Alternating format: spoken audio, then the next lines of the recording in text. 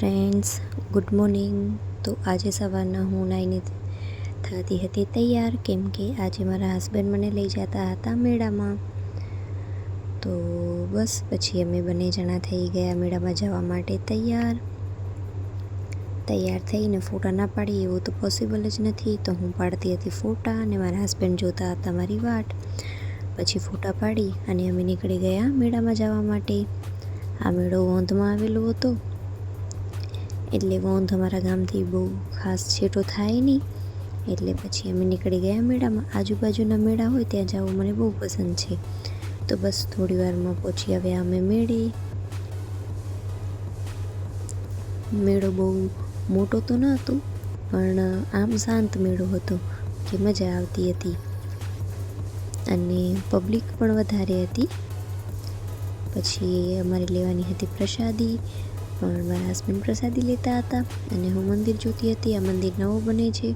હું જૂના મંદિરે આવી હતી, નવા મંદિરે એક વખત આવી નથી. તો મેં પહેલાં જોયું મંદિર, પછી ઉપર ચડતા હતા એટલે ઉપરથી આ બધી ભીડ જોતી હતી. બાજુમાંથી નીકળીએ તો ખબર ના પડી કે મેળામાં કેટલી પબ્લિક છે, પણ આમ ઉપરથી મેં જોયું તો ખબર પડી કે પબ્લિક તો ઘણી બધી હતી. પછી પ્રસાદી લઈને અમે ગયા ઉપર અને કર્યા માતાજીના દર્શન. પછી દર્શન કરીને પાછો આખો મેળાનો વ્યૂ જોતી હતી હું. એક જ લાઈન હતી આખી મેળાની, પણ બહુ નાનો મેળો હતો પણ મસ્ત મેળો હતો. પછી મંદિરની બીજી બાજુ આવું મસ્ત વ્યૂ આવેલો હતો. ક્યારેક ફોટોશૂટ માટે આવવું હોય આ સાઈડ તો બહુ જ આમ શાંત વાતાવરણ હોય અહીંયા અને મજા આવે. તો પછી આ વ્યૂ જોઈએ ને અમે ગયા નીચે અને મેળામાં આવી અને ચટપટી ના ખાઈએ એ તો પોસિબલ જ નથી. મને ચટપટી બહુ જ ભાવે છે, એટલે મારા હસબન્ડે લઈ દીધી મને ચટપટી ખાઈ અને પછી એમને એટલી બધી ચટપટી ભાવે નહીં એટલે ખાધી અમે પાણીપુરી.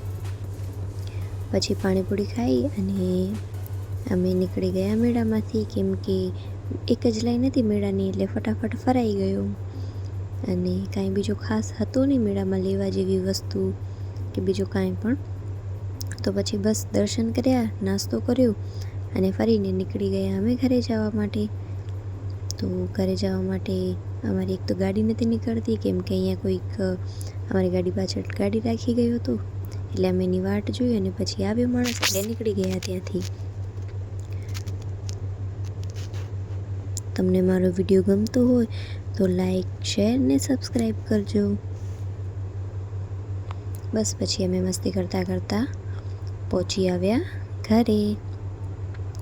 ઘરે આવીને તો અમે એટલા થાકી ગયા હતા ને કે વાત જવા દો. પછી લાગી હતી ભૂખ એટલે મેં બનાવી લીધા દાળ ભાત, કે તો ફટાફટ બની જશે દાળ ભાત. તો દાળ ભાત બનાવી અને મારા હસબન્ડને પણ બહુ જ ભૂખ લાગી હતી. તો અમે બે પછી કર્યું મેં ખાવાનું ભેગું અને અમે બે બેસી ગયા જમવા માટે.